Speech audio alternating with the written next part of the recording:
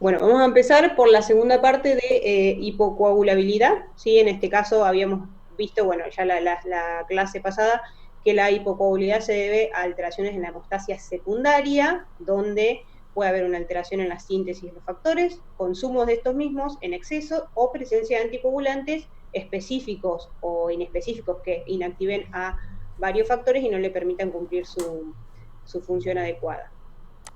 Habíamos ya visto las alteraciones en la síntesis de los factores de la coagulación de tipo congénito, que se heredan, ¿sí? Habíamos visto la hemofilia A y B y la enfermedad de von Willebrand. Nos queda ver en esta clase el déficit congénito de factores de la coagulación y vamos a ver parte de las causas adquiridas, que es la más frecuente es el déficit de vitamina K, y vamos a dejar para otra parte, para otra clase, la alteración de la función hepática. Entonces vamos a ver déficit congénito de factores y deficiencia de vitamina K en esta clase. Empezamos por el factor 2, ¿sí? Que es la trombina o protrombina si está inactivado, que es uno de los más importantes. Recordemos que es una serinoproteasa sintetizado en el hígado, es vitamina K dependiente, por lo tanto necesita que esté presente la vitamina K para poder carboxilarse, y al estar carboxilado esto le permite unirse a los fosfolípidos y participar de toda la cascada de la coagulación. Si no hay vitamina K, circula de forma inactiva. Es activado por el factor 10, recordemos que teníamos dos vías, la intrínseca y extrínseca, que activaban al 10 para luego activar a la trombina. La función de la trombina es clivar, cortar el fibrinógeno para formar fibrina, promueve la activación de las plaquetas, activa el factor 13 y a los cofactores 5 y 8, que el 5, recordemos, es cofactor del factor 10 y el 8 es el cofactor del factor 9 de la vía intrínseca. Los valores de referencia, es decir, los valores de normalidad, son del 70 a 170%, pero tenemos un valor hemostático mucho más bajito, en donde si nos encontramos dentro de estos valores, por más que esté bajito, no corremos riesgo de un sangrado espontáneo, ¿sí? El valor para la trombina hemostático es de 20 a 40%. Si por debajo de 20% vamos a tener mayor riesgo de sangrado. Acá vemos, bueno, siempre recordar la cascada de la coagulación, ¿sí? Este sería como el modelo dinámico celular, en donde vemos dónde participa la trombina en la vía final común para clivar el fibrinógeno y formar la fibrina, activa el 13 para que la fibrina tenga uniones covalentes, uniones fuertes y sea estable, y estabilice el coágulo y sea más resistente a la lisis por el sistema fibrinolítico, y a su vez, bueno, activa el 5, activa como es al 12, o sea, tiene múltiples funciones. La deficiencia congénita es muy rara, ¿sí? De la trombina. Imagínense que si faltara trombina en nuestro cuerpo, totalmente es incompatible con la vida, como puse acá, ¿sí? No podríamos coagular nuestra sangre y moriríamos desangrados intraútero. Es de tipo, la herencia es autosómica recesiva, y se puede clasificar la deficiencia en dos tipos, ¿sí? El tipo 1 es una hipoprotrombinemia, donde disminuye la cantidad, o lo que veníamos viendo, como vimos en el von Willebrand, el nivel antigénico, y también disminuye la función de esa trombina. Y el tipo 2 tenemos la formación de trombina, esta proteína en cantidad se sintetiza de forma normal, pero no funciona, es disfuncional.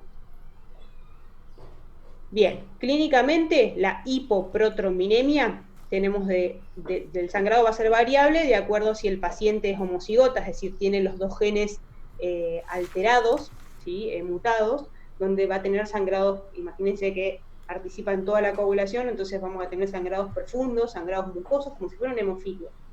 Y los heterocigotas, es decir, que tienen solamente un gen alterado, el gen que codifica para factor 2, para la trombina, pueden estar asintomáticos o tener sangrados ante desafíos hemostáticos como las cirugías. Y aquellos que tienen la disprotrombinemia, es decir, una síntesis en cantidad normal de trombina, pero que no funciona, tienen sangrado variable, ¿sí? Y no se correlaciona el nivel de factor 2 de trombina con el tipo de sangrado que vamos a tener. No hay correlación entre ellos. En cuanto al laboratorio, imagínense que participa en la vía final común, entonces vamos a tener las pruebas de coagulación que utilizamos frecuentemente, que son el tiempo de protrombina, el TP, y el tiempo de trombina parcial activado, que es el APTT, van a estar alterados los dos. Y esto lo vamos a corregir otorgándole al paciente plasma con trombina, que es lo que le falta. Entonces va a corregir con plasma normal, ¿sí? En las pruebas de coagulación, estas dos van a, el TP y APTT alterados, pero al agregarle plasma normal van a corregir ambas. Esa es, bueno, la deficiencia de factor 2 de trombina. Vamos con el factor 5, ¿sí? Para recordar, es una glicoproteína, se sintetiza a nivel hepático, y 80% del factor 5 va a circular en el plasma, pero un 20%, no sé si recordarán, estaba depositado en los gránulos alfa de las plaquetas, ¿sí? Es activado también por la trombina, inactivado por otros factores vitamina K dependientes que son el sistema de la proteína C y S, y su función es ser cofactor del 10, es decir, ayuda o acelera la producción de trombina mediada por el factor 10. ¿Sí? Es decir, que forma el complejo protrombinasa. El 5 y el 10 es el complejo protrombinasa. El valor de referencia, después van a ver que es muy parecido en todos los factores de la coagulación, es alrededor de 50 a 150%, esos son los valores normales, el rango de referencia. Y el valor hemostático es mucho menor, un 30% de factor 5, con eso se considera que estamos seguros y correríamos poco el riesgo de sangrado. Menos de 30%, ahí ya tendríamos mayor riesgo de sangrado. Y como es de síntesis hepática, ¿sí? Vamos a tener, a pesar de que bueno, el mayor porcentaje de síntesis hepática y el otro se deposita en las plaquetas, es un marcador de daño hepático, ¿sí? Cuando tenemos deficiencia de factores, porque nos falta, queremos saber si es porque nos falta vitamina K o porque tenemos un problema hepático, lo que hacemos es dosar el 5. Eso nos va a permitir diferenciar si hay algo en el hígado o es porque nos falta vitamina K, ¿sí? Pero lo que tiene el factor 5 es que se deja de sintetizar cuando ya el daño hepático es severo, cuando tenemos una insuficiencia hepática ya avanzada. Y acá, bueno, vemos dónde participa el factor 5 en la cascada de la coagulación, funcionando como cofactor del 10 para activar trombina. Es activado a su vez por la trombina. La deficiencia congénita del factor 5 es súper infrecuente, es uno cada 1.000.000 de habitantes, es también autosómica recesiva la herencia, imagínense que si fuera dominante sería mucho más alta la frecuencia. La deficiencia, bueno, también cuando hay deficiencia de factor 5, más allá de que lo tengamos disminuido en plasma, también lo vamos a tener disminuido en plaquetas, y la clínica, es decir, las manifestaciones de sangrado son muy variables. Es mucho más frecuente ver en niños sangrados mucosos a nivel de, bueno, epistaxis, gingivorragias, y es frecuente que haya como si fuera una deficiencia asociada al factor 8. Por la cercanía de los genes tiene que ver con eso. Las manifestaciones clínicas, bueno, dependen, en este caso sí del factor 5, a diferencia de la trombina, dependen o tienen correlación entre el valor que tenemos de factor 5 y la posibilidad de sangrar que tenemos. Si el factor 5 es menor a 1%, las hemorragias van a ser graves desde el momento del nacimiento o hasta antes de nacer, ¿sí? Y si es más del 1%, del 1 al 10, que sería, digamos, un 10, un 15%, puede ser un valor hemostático, como les había dicho, en realidad un 30 es el valor de corte. Si tenemos un poquito más de 1%, el sangrado es moderado y generalmente es mucoso. Entonces el factor 5 sí hay correlación entre el valor y la posibilidad de sangrar. En el laboratorio, como participa de la vía final común, ambas pruebas de coagulación, TP y APTT, van a estar prolongadas y también corrige con el agregado del plasma normal, ¿sí? Al agregarle plasma normal le aportamos el factor que le falta.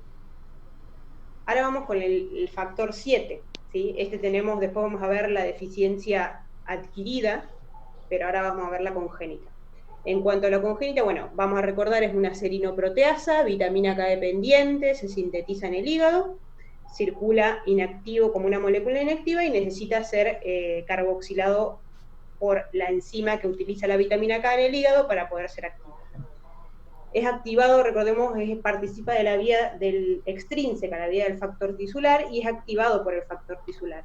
para formar el complejo factor tisular factor 7 o llamado también complejo tenaza extrínseco, ¿sí? Y este complejo tenaza extrínseco, recordemos, va a activar al 10 y también al 9 que participa en la vía intrínseca. El valor de referencia, valor normal, es entre el 70 y 120%. Y el valor hemostático también ronda entre un 20-30%. Acá vemos, bueno, dónde participa el factor 7, junto con el factor tisular, van a activar al 10 y al 9. La deficiencia congénita, dentro de las condiciones raras, digamos, a pesar de que las deficiencias congénitas, los factores de la coagulación son muy raras, pero dentro de las deficiencias congénitas es la más frecuente. Es uno cada 500.000 personas, ¿sí?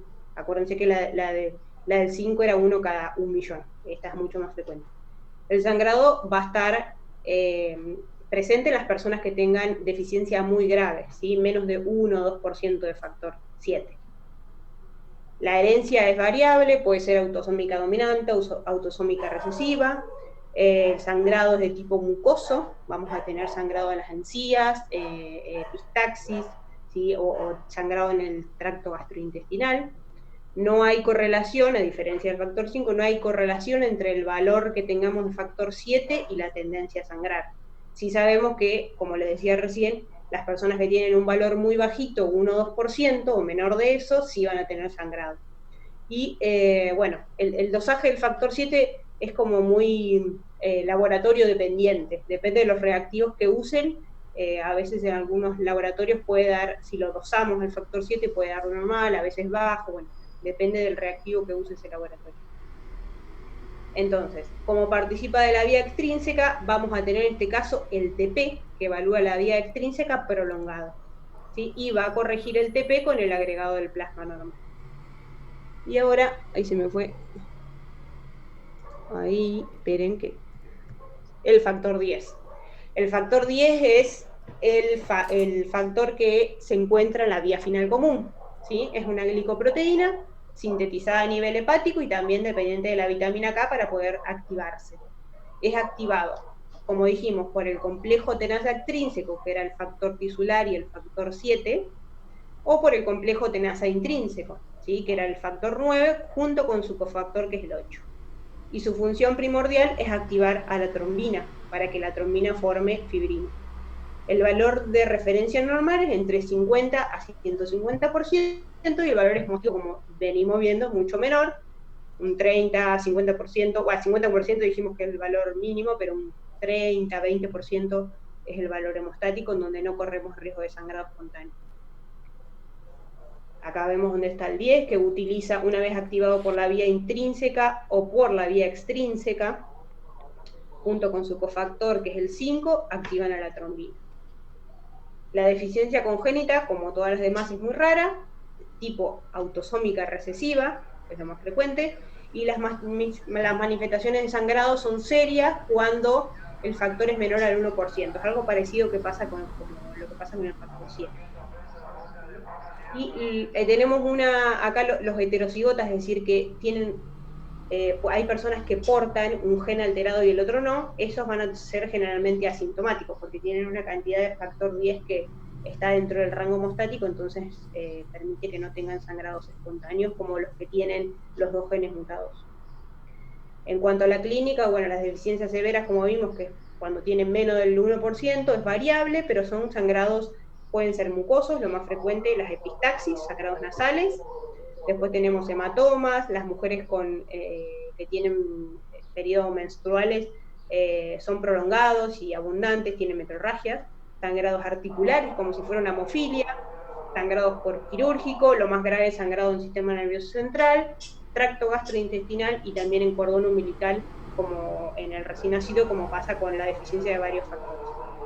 Y cuando tenemos un factor mayor al 15%, tenemos sangrados ante desafíos hemostáticos, ¿sí? Es decir, por un traumatismo o una cirugía. Y acá, bueno, con el factor 10 pasa algo parecido al 5, en donde la tendencia a sangrar es proporcional al déficit. Es decir, mientras más cercano al rango hemostático que tengamos el factor 10, menos posibilidad de sangrado tenemos. como es de la vía final común, vamos a detener tanto el TP y el APTT prolongado y va a corregir igualmente con el agregado de plasma normal. Vamos ahora, creo que es el último, el factor 13, ¿sí? El factor 13, recordemos que participaba en la última parte de la cascada de la coagulación, ¿sí? Es de síntesis hepática, tiene dos subunidades, que pues, se ensamblan y forman al factor activo.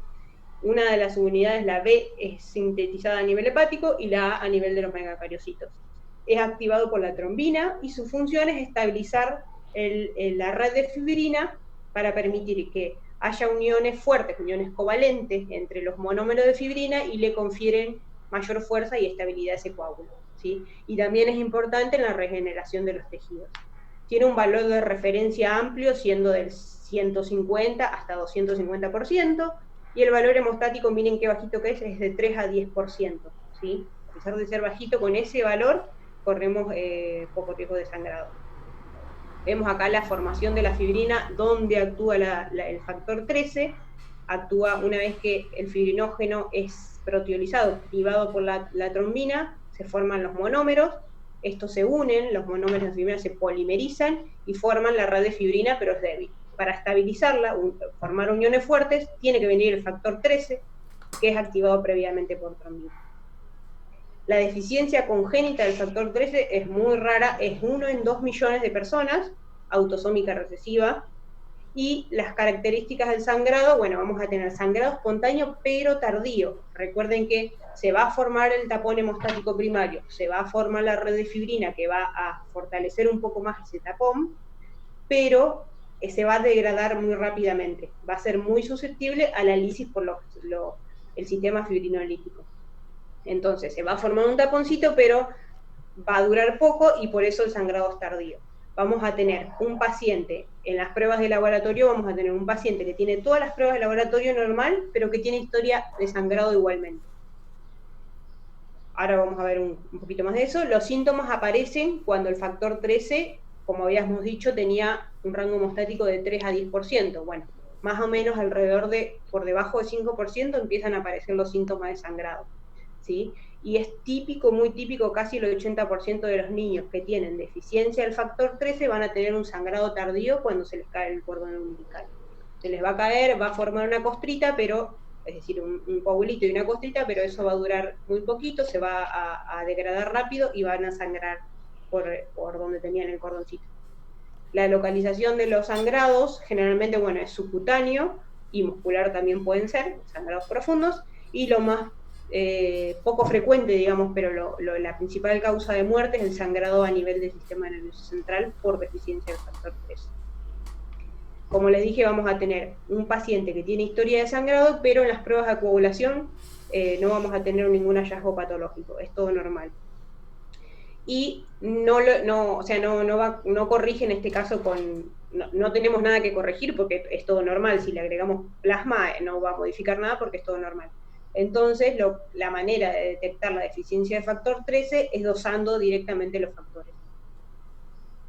Bien, eso en cuanto a las deficiencias congénitas. No sé si alguno tiene alguna pregunta. Si no, pasamos a las deficiencias adquiridas, ¿sí? Las deficiencias adquiridas pueden ser porque haya una alteración a nivel hepático, donde se producen la mayoría de los factores de la población. Puede ser porque nosotros estamos dando fármacos que inactivan a las enzimas que utilizan la vitamina K, ¿sí? Como los antagonistas de la vitamina K, como la warfarina o el acenofumarol, porque puede ser también que haya una deficiencia de factores por déficit de la vitamina K, lo más común es porque haya un aporte insuficiente en la dieta, o puede ser por situaciones en consumo, como la coagulación intravascular diseminada, que lo vamos a ver después, o la amiloidosis, que es una enfermedad de células plasmáticas, en donde estas células plasmáticas patológicas lo que hacen es secretar una sustancia, la sustancia amiloide, una sustancia amorfa, como proteica, digamos, que lo que hace es absorber al factor 10 y posibilita que este se elimine rápidamente, se consume rápidamente. Vamos entonces al déficit de los factores vitamina K dependientes. Recordemos que la vitamina K es una vitamina liposoluble, está presente en la mayoría de los vegetales de hojas verdes y también es producida por la flora bacteriana habitual de nuestro intestino grueso. Y es necesaria para la síntesis de todos los factores vitamina K dependientes, que son la trombina, el 2, el 7, el 9, el 10, y los inhibidores de naturales, que son la proteína C y S. Bueno, acá de vuelta, los vitaminas K dependientes, vemos que están en las hojas verdes, en los vegetales de hojas verdes, son el 2, el 7, el 9, el 10, proteína C y proteína S. Acá vemos el ciclo donde se encuentran a nivel hepático las enzimas que van a participar en la carboxilación de los factores vitamina K dependientes. Una es la gamma carboxi, perdón, se me fue el nombre, la carboxipeptidasa, es decir, la gamma carboxipeptidasa. Lo que utiliza esto es la vitamina K, ¿sí? para carboxilar uno de los grupos químicos de los factores vitamina K dependientes para hacerlo activo. Esa vitamina K, para ser reutilizada, o sea, una vez que es utilizada queda en forma oxidada, y para volver a ser reutilizada en este ciclo necesita de una enzima que es la epoxirreductasa, ¿sí? Para volver a tener su forma activa, que es la forma reducida. Y acá vemos que donde actúan los anticoagulantes orales, antivitamina K, lo que hacen es inhibir a la epóxido-reductasa, ¿sí? Entonces no permiten que se pueda volver a reutilizar la vitamina K. La deficiencia de la vitamina K, como les he dicho, lo más frecuente es que sea por falta en el aporte alimenticio. Puede haber también, bueno, en la enfermedad hemorrágica del recién nacido hay una deficiencia de vitamina K que se da por falla, digamos, inmadurez hepática e inmadurez también de todo el tubo digestivo que no puede sintetizar la vitamina K normalmente, y también porque quizás la madre tiene falta o valores bajos de vitamina K, entonces por leche tampoco le aporta mucho. Es por eso que a todos los recién nacidos, para evitar la enfermedad hemorrágica del recién nacido, se les aporta 1 miligramo de vitamina K intramuscular. Se les da en la parte anterior de la piernita. Después puede haber por antibióticos. Los antibióticos suelen barrer la flora bacteriana que produce vitamina K en el intestino y produce, bueno, diarrea y disminución de la formación de vitamina K. En la obstrucción de las vías biliares también hay déficit de vitamina K, no se puede absorber, ¿sí? Y en patologías con mala absorción, como la enfermedad celíaca, también hay déficit de vitamina K. En el laboratorio, como la vitamina K participa en la activación de factores que pertenecen a la vía intrínseca, a la vía extrínseca y a la vía final común, en realidad lo primero que vamos a tener es prolongado el TP, el tiempo de trombina. ¿Por qué? Porque el tiempo de trombina, recuerden que medía la vía extrínseca, y uno de los principales factores es el 7, ¿sí? El 7 es el que tiene más vida media, el de vida media más cortita, 6 horas tiene. Entonces, el primero en bajar cuando no hay vitamina K es el 7 y se prolonga el TP. Después se va a prolongar el APTT porque va a disminuir también el 9, el 10, ¿sí? La trombina. Y como puse acá, además de hacer un tiempo de trombina y una APTT, de protrombina, perdón, y una APTT, vamos a dosar, ¿sí? Para ver qué factor es el que está bajito. Vamos a dosar los factores y vamos a ver que los factores vitamina K dependientes pueden estar todos disminuidos o alguno de ellos disminuido, pero el 7 seguro, y los valores de 5 y 8 van a ser normales porque no son vitamina K dependientes. Bien, esto es por un lado el de deficiencias de factores. ¿Tienen alguna pregunta que me quieran hacer? No, yo una sola chiquita. Entonces, Sí. ¿el déficit se debe mayormente por la alimentación o no? Eso no me quedó claro.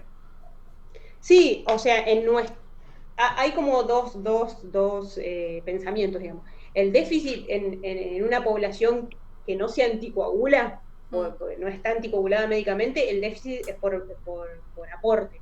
Es decir, porque no ingieren la cantidad, uno tiene una dieta, por ejemplo, rica en carbohidratos, pero no come mucha verdura, y entonces van a tener deficiencia de vitamina K.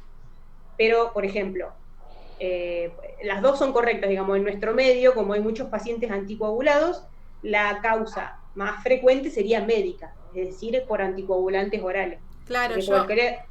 Sí. Claro, yo Sí.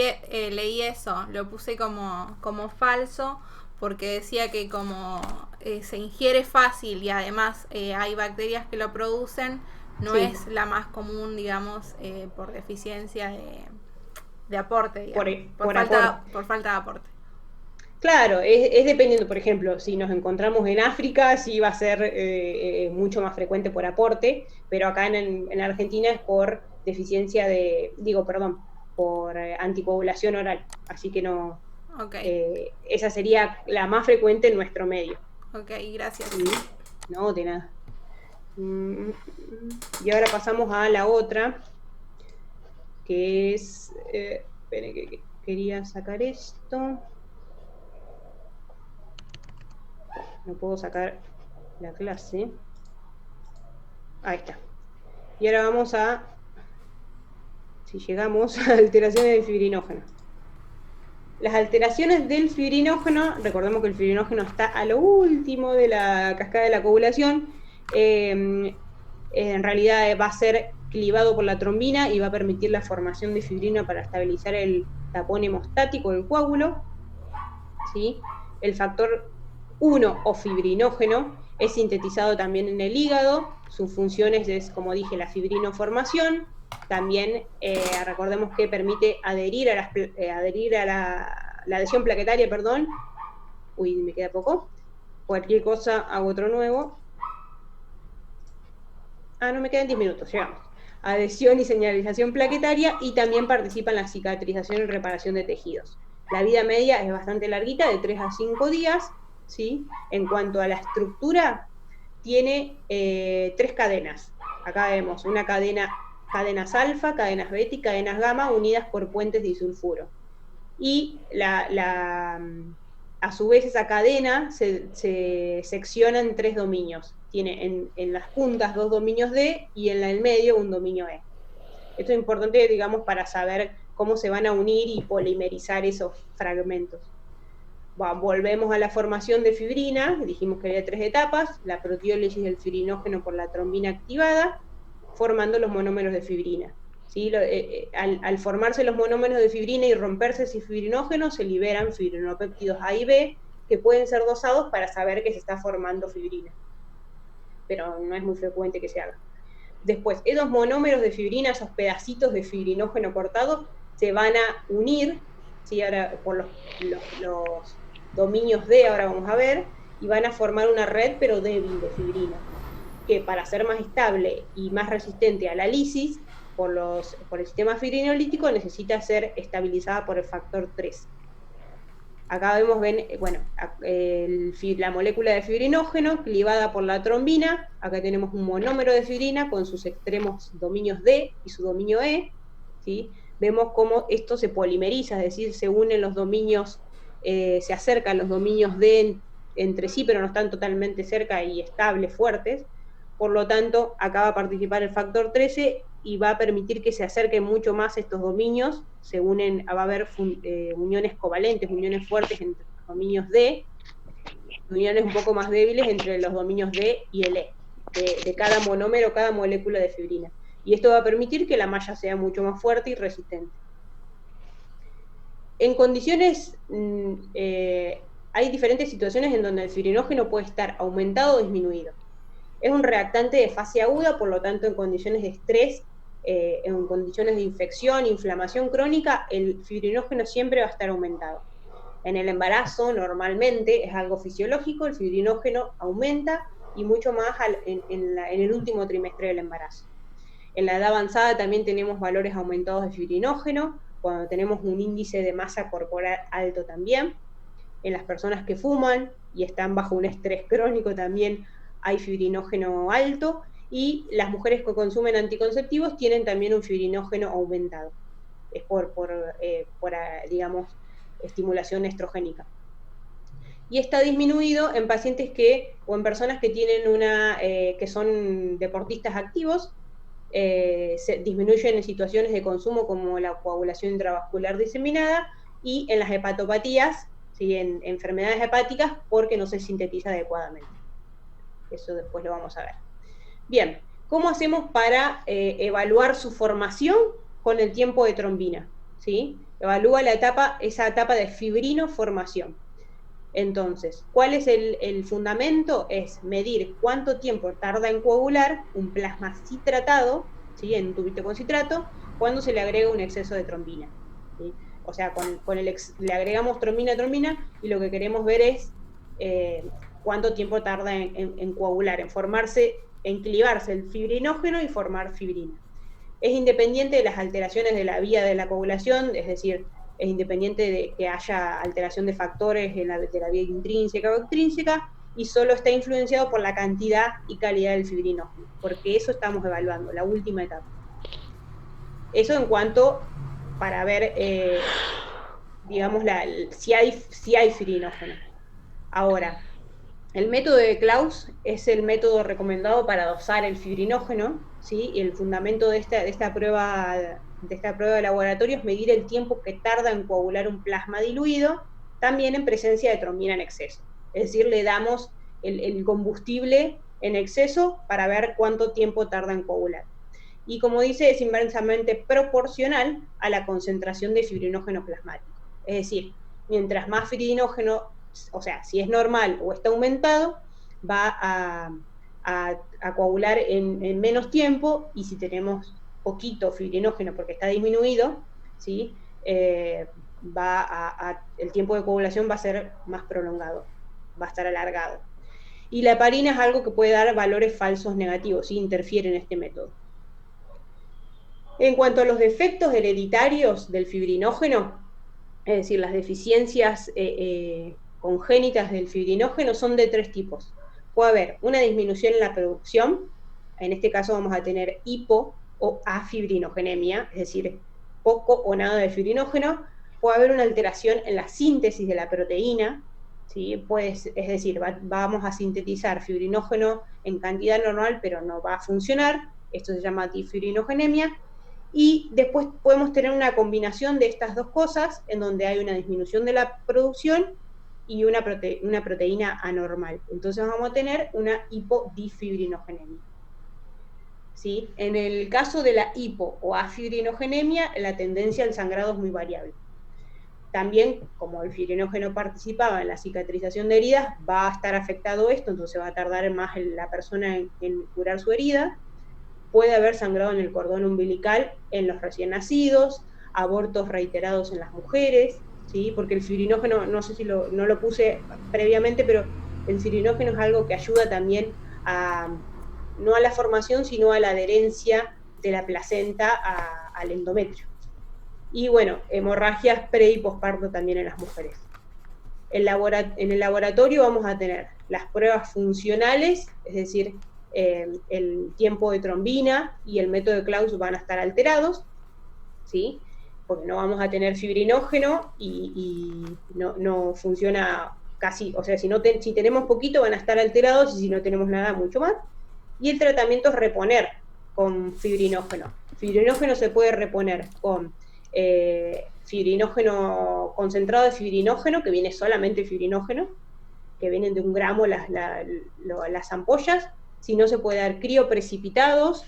El crioprecipitado aporta cada bolsita 200 miligramos aproximadamente de fibrinógeno, o plasma fresco congelado, que lo que aporta es 1 miligramo de fibrinógeno por cada mililitro de plasma. Una bolsita de plasma fresco más o menos tiene 200 a 250 mililitros, entonces vamos a tener más o menos 200 miligramos de fibrinógeno por cada bolsita de plasma, al igual que el crío. Bien, en la difibrinogenia dijimos que teníamos una buena cantidad normal, puede ser, de fibrinógeno, pero que no funciona, entonces la clínica es muy variable. Hay pacientes, 1/4 o un 25%, que tienen trastornos leves y no van a tener casi nada de sangrados, y otro 25% de los casos pueden asociarse con trombosis. Es algo también importante en lo anterior, cuando les dije que el tratamiento de cuando tenemos hipofibrinogenia o afibrinogenemia es aportar el factor, el fibrinógeno. Si aportamos, hay que tener cuidado en la cantidad que aportamos, porque podemos pasarnos para el otro lado y producir trombosis.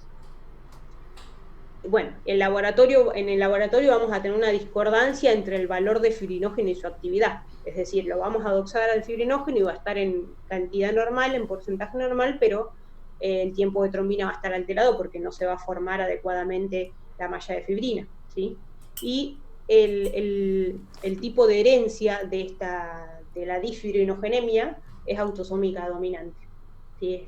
Por eso también puede ser dentro de las alteraciones del fibrinógeno puede ser algo bastante frecuente. No tengo la incidencia, la verdad que no se las puedo decir porque no es algo que esté registrado en Argentina, como muchas otras cosas.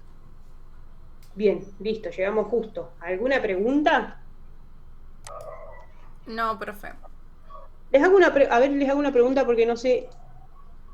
Paso lista. ¿María Aguilera está? No, ¿no? Julieta, sí, Julieta Bravo. Sí, profe. Florencia Copangelini también. Noelia Flores.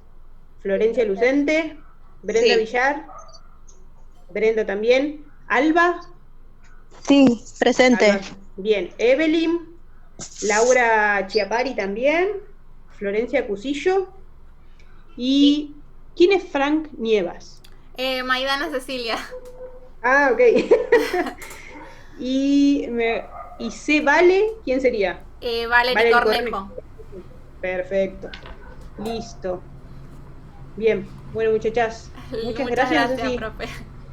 Sí, la próxima vemos si